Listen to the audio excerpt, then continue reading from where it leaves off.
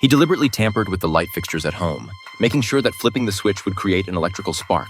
Then he loosened the valve on one gas canister, but one didn't seem like enough, so he opened a second. Once everything was in place, Mike told his wife Anna he'd left his KFC in the kitchen and asked her to grab it for him.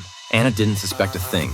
The moment she turned to leave, Mike bolted out of the house. Completely unaware, Anna flicked on the light switch. In an instant, flames erupted, and both gas canisters exploded one after another. She died on the spot. Even though hundreds of people had gathered nearby, not a single person suspected Mike. To everyone around them, they were the picture-perfect couple. Mike was the breadwinner. Anna was always put together and glamorous. They lived in a beautiful home, drove luxury cars, and had 2 lovely children. Their life seemed nothing short of idyllic. But what no one realized was that it was all a facade. On the surface, Mike was a successful furniture store owner. But in reality, he only had that position because of his father-in-law's connections. Because of this, he had zero standing at home. Anna controlled everything. He had no voice, no presence, just existed in her shadow. Every decision, big or small, was made by Anna. She even dictated when he could eat his KFC. Everything had been running like clockwork, exactly as Anna had designed it. But then one day, an unexpected newcomer turned Mike's world upside down. The store was expanding, and Mike needed to hire a new employee. Shortly after posting the job listing, someone showed up to apply. The moment he laid eyes on her, Mike was captivated. She was strikingly beautiful, tall and slender, practically his dream woman. Even better, he could admire her in secret, a small escape from the frustrations he endured at home. What he didn't expect was that the very next day, this new employee would burst into his office, throw her arms around him, and excitedly announce she'd just closed a deal. Mike instinctively hugged her back, his heart racing. But he didn't dare cross any lines, and quickly let go. Mike assumed it was just innocent enthusiasm. He had no idea that Mary had orchestrated the whole thing. When she saw he didn't resist, she quietly locked the store door after closing time and kept him there. They embraced, and this time, Mike couldn't hold back. Things between them went further. From that moment on, Mike felt like he'd discovered a whole new world. He started working out on the sly and began meeting Mary behind Anna's back. On the 9th, when he was supposed to spend quality time with his wife, he was so exhausted that he collapsed into a deep sleep beside her.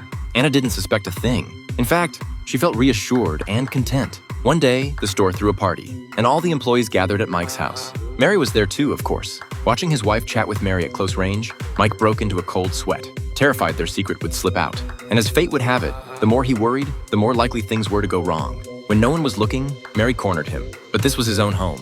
One wrong move and Anna would catch them. Mike panicked and tried to back away. That's when Mary dropped the bomb. She was pregnant. The words hit him like a thunderbolt. Mike froze, his mind going blank. Desperate, he turned to his best friend John for help. John didn't mince words. This kind of problem could be solved with money. Just dip into his secret stash and pay Mary off. But reality wasn't so simple. Mike only had $6,000 saved up. Even with the $7,000 John scraped together, that was just $13,000. Hardly enough to make this go away. The next day, Mike worked up the courage to tell Mary his plan. Before he could even finish, she burst into tears, sobbing that she had no health insurance and the money wouldn't even cover the procedure. She spat out, "You bastard," and stormed out of the office without looking back. With no other options, Mike went back to John. He was stuck between a rock and a hard place. If he didn't give Mary enough money, she'd tell Anna everything. Mike sighed heavily, but then John had a flash of insight. Why not beat her to the punch? Tell Anna first, before Mary could use it against him. Take away her leverage entirely.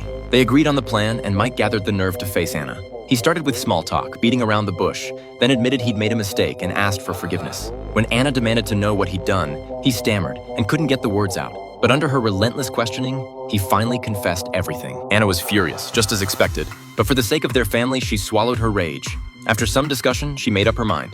Mary had to be dealt with, permanently. Right on cue, Mary called.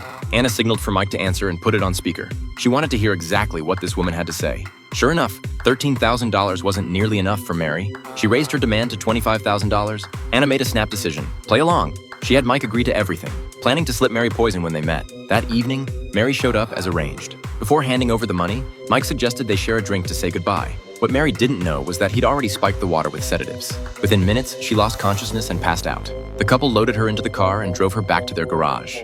Anna told Mike to find a hammer and finish her off while she was still out. But Mike, timid and cowardly as ever, froze up completely. He couldn't do it, so Anna took matters into her own hands. She wasn't just unafraid, she seemed almost thrilled. One swing of the hammer, and Mary was dead.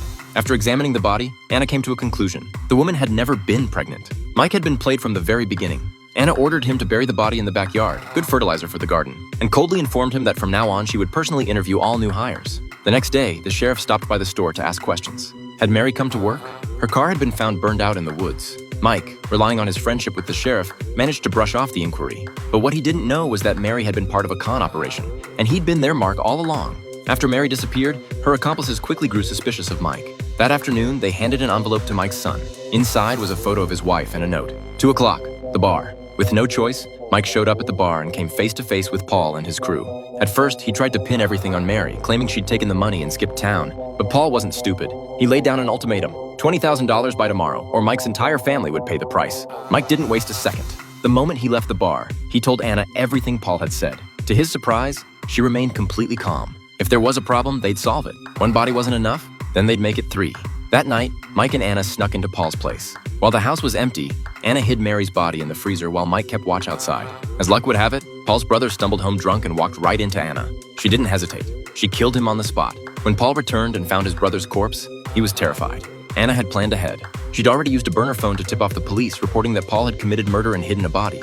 The cops swarmed the scene, but Paul was smart enough not to resist. He escaped through an underground tunnel. The next day, the sheriff found Mike and told him the real killer who murdered Mary was Paul. Mike breathed a sigh of relief and rushed to share the news with Anna, only for her to coldly warn him that if he ever made the same mistake again, he'd be next. Mike was paralyzed with fear. He'd seen what was in Anna's nightstand drawer: 3 knives, neatly arranged. A few days later, he set his plan in motion. He sabotaged the kitchen light and opened the gas valves, then lured Anna into the kitchen to fetch something for him.